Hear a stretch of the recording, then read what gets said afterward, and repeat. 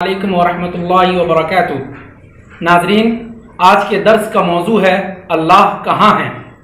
آج کے اس موضوع کو اختیار کرنے کا مقصد یہ ہے ان لوگوں کے عقیدے کو رد کرنا ہے جو لوگ یہ مانتے ہیں کہ اللہ ہر جگہ موجود ہے اور اللہ ہر چیز میں موجود ہے۔ اس موضوع کے متعلق قرآن و حدیث پیش کرنے سے پہلے میں آپ کے سامنے اس عقیدے کو، یعنی جو لوگ یہ مانتے ہیں کہ اللہ ہر چیز میں اور ہر جگہ موجود ہے، اس عقیدے کو عقلی اعتبار سے میں ثابت کرنا چاہوں گا کہ یہ کیسے غلط ہے۔ جو لوگ یہ مانتے ہیں کہ اللہ ہر جگہ موجود ہے تو انہیں یہ بھی ماننا پڑے گا کہ نعوذ باللہ اللہ تعالیٰ کتے اور خنزیر کے اندر بھی ہیں، اور اسی طرح مورتی کے اندر بھی اللہ تعالیٰ موجود ہیں، اس لیے کہ اللہ ہر جگہ ہے۔ تو اگر کوئی شخص مورتی بناتا ہے تو اس مورتی کے اندر بھی اللہ موجود ہے۔ اب آئیے میں ذکر کروں حدیث اس سلسلے کی۔ اللہ کے رسول صلی اللہ علیہ وسلم کے پاس ایک لونڈی کو لایا گیا کہ آیا وہ لونڈی مومنہ ہے یا نہیں۔ تو اللہ کے رسول صلی اللہ علیہ وسلم نے اس لونڈی سے صرف دو سوال کیے۔ پہلا سوال یہ کیا کہ اللہ کہاں ہے؟ تو اس لونڈی نے جواب دیا فی السما، یعنی آسمان میں۔ اور دوسرا سوال اللہ کے رسول نے کیا کہ میں کون ہوں؟ تو اس نے کہا کہ آپ اللہ کے رسول ہو۔ تو اللہ کے رسول صلی اللہ علیہ وسلم نے صحابہ اکرام کو حکم دیا کہ اسے آزاد کر دیا جائے، یہ مومنہ ہے۔ اس حدیث سے یہ معلوم ہوا کہ مومن ہونے کے لیے یہ عقیدہ بھی رکھنا پڑے گا کہ اللہ تعالیٰ عرش پر موجود ہے۔ عرش پر موجود ہے مطلب جس کی جانب جبریل علیہ السلام اوپر کو جاتے ہیں، اور اوپر سے اللہ تعالیٰ نے قرآن مجید کو نازل کیا، اور دعا کرتے وقت جہاں ہمارے ہاتھ اٹھتے ہیں عیسیٰ علیہ السلام کو اللہ تعالیٰ نے اوپر کی جانب اٹھایا۔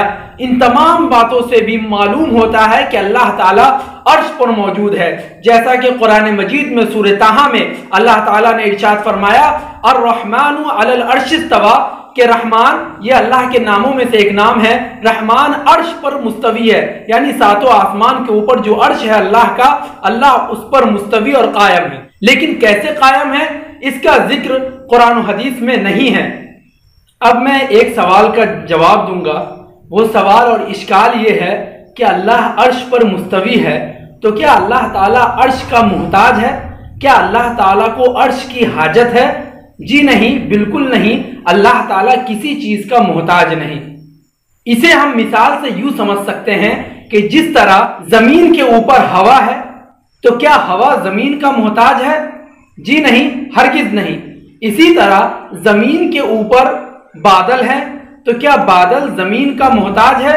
جی نہیں، ہرگز نہیں۔ اور اسی طرح آسمان جو زمین کے اوپر ہے تو کیا آسمان زمین کا محتاج ہے؟